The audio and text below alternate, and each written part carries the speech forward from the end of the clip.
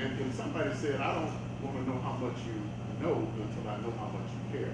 So I agree with what Brother Franklin said. We need to go to homes and introduce ourselves and just tell folks that I'm available. What do you need? Before we talk about anything else, because the families are struggling. Yeah. And just to add to that, when we talk about we kings and queens, I think it's imperative when we talk about Egypt. But let's go back to Ethiopia. Let's talk about Ethiopia in my class, where Ethiopia was never conquered.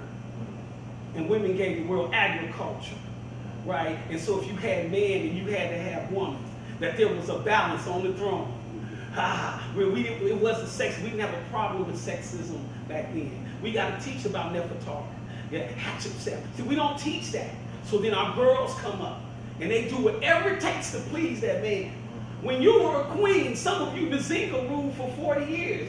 And that's why hidden colors 1, 2, and 3 is so important, because they don't know. Right. So a young man, he doesn't know, man, you were a king. When you walk past, they say, look at my king, look at my prince, not my N, not my B, not, you know, and that's why history, our story, is more important than his story.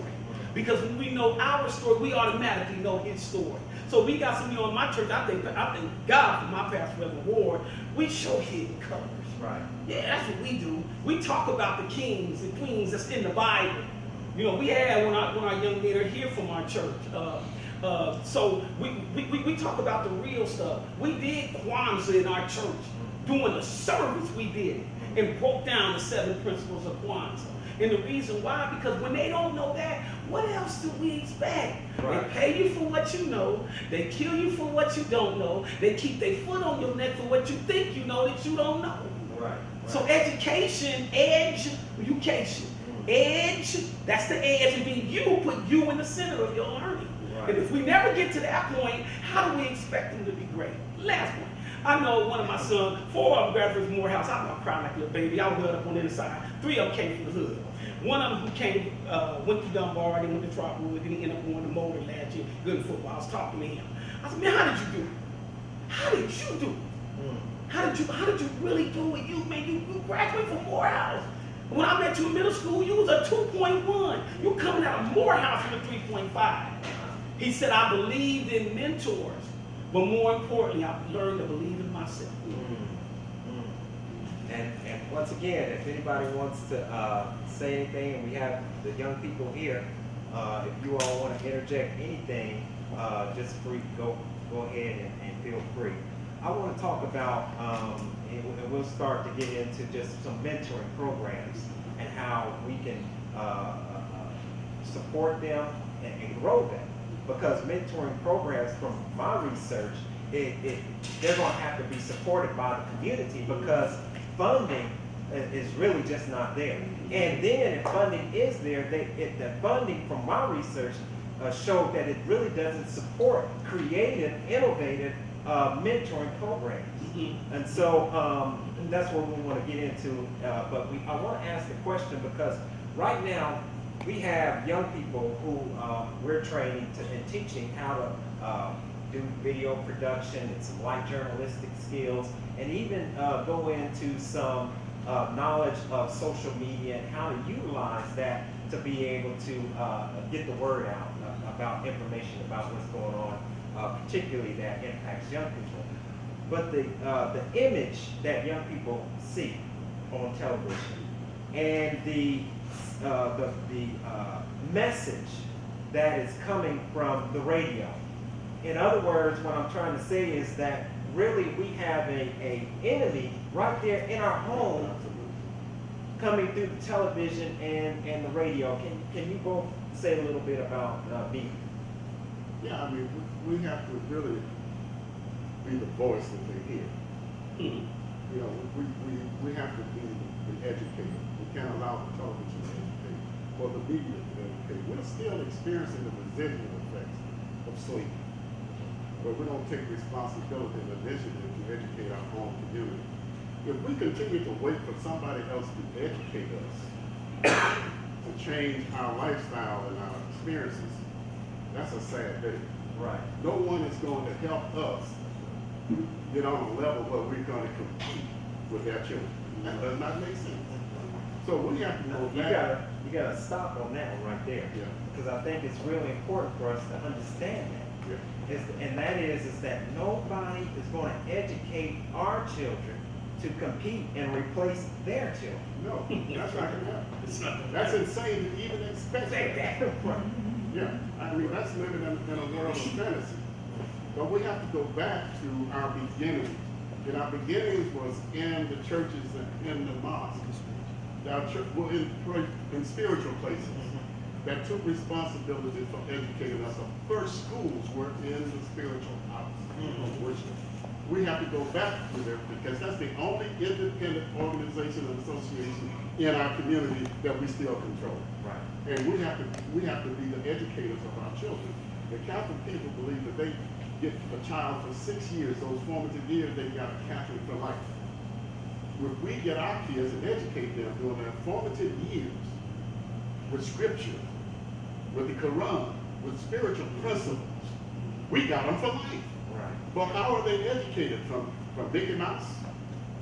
Or from all of these crazy television shows they watch? Where they're shown that they're less than? You know, but we need to bring them into our places of worship, and we need to give them a spiritual foundation because that's the real foundation. Yeah. That's the real education. To know that I'm more than just flesh and blood. I am really Right. somebody. As when I was growing up, the old saying was to know who you are and whose you are. Yeah. You Yeah. know, and I think that maybe, you know, there's the young people are not in the spiritual houses as they should, and so therefore they don't really know whose they are, Right. and they don't know who they are. They definitely don't know Have who no they are. idea. Because when we turn on the television today, we have what's called reality TV shows. Yeah. Reality That has nothing to do with reality. They had nothing to do. At least not the reality that we want to Right. reflect, Exactly. you know, in our own communities, because they're even showing in these so-called reality programs how rich black people, quote, should act. Mhm. And we all know that even when we are in a state of poverty and we saying that, look, this is how rich people act, so maybe I'm not acting any, my actions are not too far from how rich people act, rich black people. Brother Mark? Well, I think the media is addicted to sex, violence, and corruption. It's an addiction that's taking place, and we are the ones who are getting addicted the most. You know, that TV, that idiot box. I mean, I just think we got a serious problem when it comes. But if that parent, and I'm gonna say this, most of the time we have a lot of single parents and they need help, but we got to get the black man tuned in. The black man needs to wake up. He should have never went to sleep. He should have never went to sleep. We need him to wake up because we still got a responsibility as men. If this sister is struggling, where are we at in the community? See, I like to charge us. See, I don't play that scapegoat reality. Where are we at? We Right. talking. We on Facebook. We on Instagram, and you know 99% of y'all don't do nothing in this community because I'm out there. So I'm saying we got to get black men, those men who are conscious, to be willing, like Nation of Islam do, to go back and then help these sisters out, man. I thank God that when my mother was going through, you know, she had C.J. McLean. You know, my mother would go cuss him out, argue with him. You gotta do more. These boys are dying. And C.J. did some great work. Don't let nobody fool you. You know, he did some great work. My mother she went and found me a mentor. When I got out of boys home that last time, I'm like, whoa, they tell me next time you go, you're gonna get 10 years. My mother went and found Alvin Freeman. Mr. Freeman, come here. I need you to do something. I can't raise this boy to be no man the best I can. He got something in him. You're his mentor. Mr. Freeman, look at him. Mr. Freeman, he had about 1,000 of us. He buys, he had a whole lot of them. You're his mentor. He needs you to be his mentor. So I just think that we are responsible for our community if we don't want our community to look like communicide.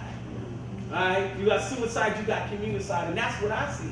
So we have a responsibility to go in there and reach out for the boys. And it's just a revolutionary mentality to do this. Everybody ain't gonna do this. But like I told people, members of our church, but maybe you're not supposed to be on the front line like Pastor and I, on the grassroots line, but you got money. Give me shit more money. Yeah, you got talents. Everybody can participate. Everybody can participate. He wants to be a writer, you're a writer. Right. He wants to be a doctor, you're a doctor. There's something you can do. I'll get them to you, but you do your part. So that's why I think we need everybody. And I think what's happening to the black boys and I'm working with, and that's a lot. I'm seeing them go through these stages why rites of passage is so important, right? Because this malehood, boyhood, manhood, highesthood, godhood, they're not even getting the teenhood. See, rites of passage missed the point when you go malehood, boyhood, and manhood. No, it's malehood, boyhood, and teenhood. We're losing our boys in their teens. So now a 13-year-old boy, he thinks he's a man, but he hasn't went through what the Jewish boys go through the bar mitzvah. Where 13, they're classified as men because they went through a process from 0 to 13. Right, so you go through basically a rites of passage because this is a African cultural thing that we were robbed Part of our of, history. you know, and so without going through that program, there is no line that allows a young man to know when he crosses over into, or a young boy to know when he crosses over into manhood, and that there is, and that line not lets him know when he crosses over, it doesn't even teach him how to be a man, to even cross over. Right. Can you talk a little bit about that? Because we have arrested development. Yeah. Well, in the research, it says when somebody is addicted, let's say they're addicted at 15 years old, that level of maturity never changes. So they can be chronologically 90 years old, but be still thinking as 15-year-old. So when our children grow up, and they're not nurtured and developed and loved, that growth is stunning. That development is stunning. So you got men who are 45 years old acting like teenagers and in responsible positions, trying to then mentor their sons and daughters.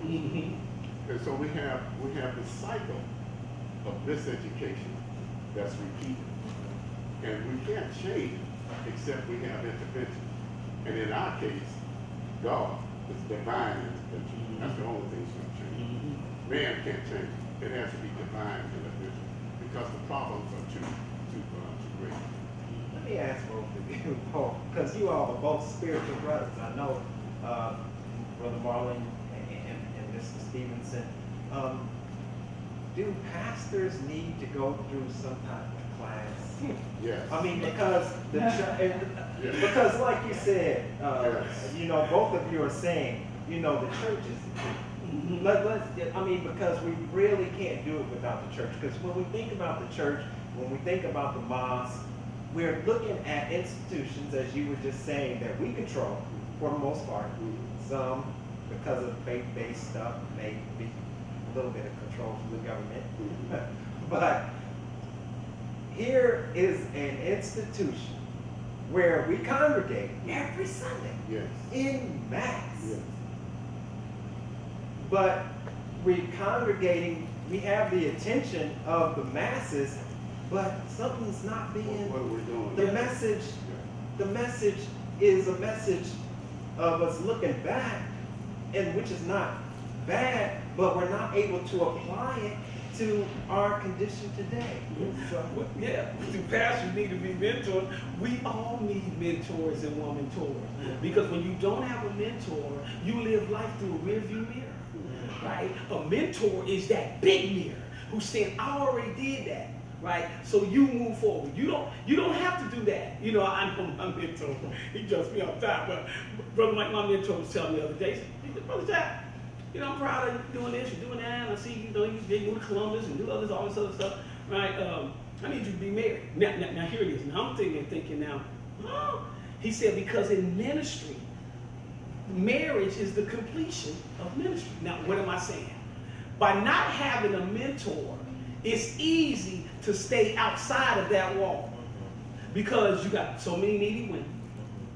Are you with me? Yeah. What a mentor does is come in and say, I'm going to give you not just constructive criticism, I'm going to give you spiritual criticism. It's a difference between constructive and spiritual. See, spiritual criticism means everything that I tell you is in that book. And that book might be It might be the Bible, might be the Quran. See, I ain't stuck there. My mother said God is in all religions. I rock with my mama say, and I believe it because I've been working. But it's got to be spiritually bounded. When a minister don't have that, he becomes a man God, not a God man. Yeah. See, a God man is different from a man God, right? And so we need God men. You gotta have mentors. Like, I ain't got no problem with this whole selfie thing, right? Right. I got another problem. Another problem. And this whole self-made piece. Right. I understand it. Matter of fact, there's a brother out here doing some great work with the self-made piece. I mean, I can't think of his name because I would throw a shout out for him doing what. But we God made first. It's God made, self-made, family made. So one of the things that we do now, the young people that I'm working with on Sundays, we don't take selfies, we take God fees. That's mentoring, right? Somebody had to come and tell me, no, God works through you. You don't work through God. The goal is to be a God man, not a man God. I get emotional, man, because I'm serious about this, man. Yeah. I'm committed to this, you know. And so when I'm seeing it, so I know as we call it soul models and street soldiers, we think role model means you play a role. I mean, a lot of people in dating role modeling, playing a role. Their heart ain't in it. But who am I to judge? But a soul model, we model our soul.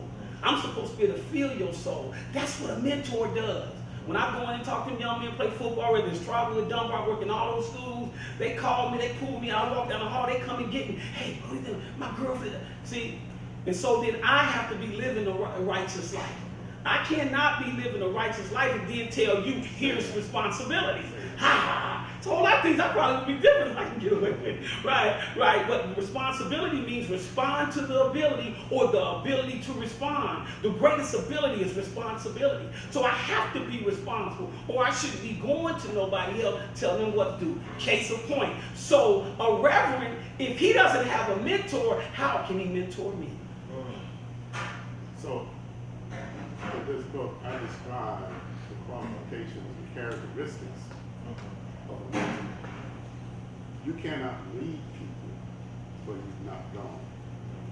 You cannot mentor someone to be something you are not.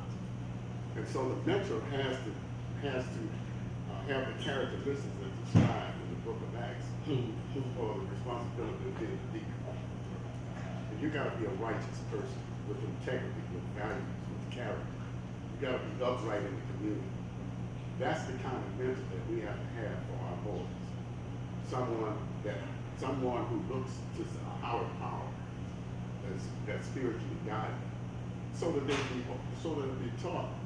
And we use the book of Proverbs and the book of Psalms for their education. Because when you read the book of Psalms, it's your relationship with God. You read the book of Proverbs, your relationship with man. You got twice as many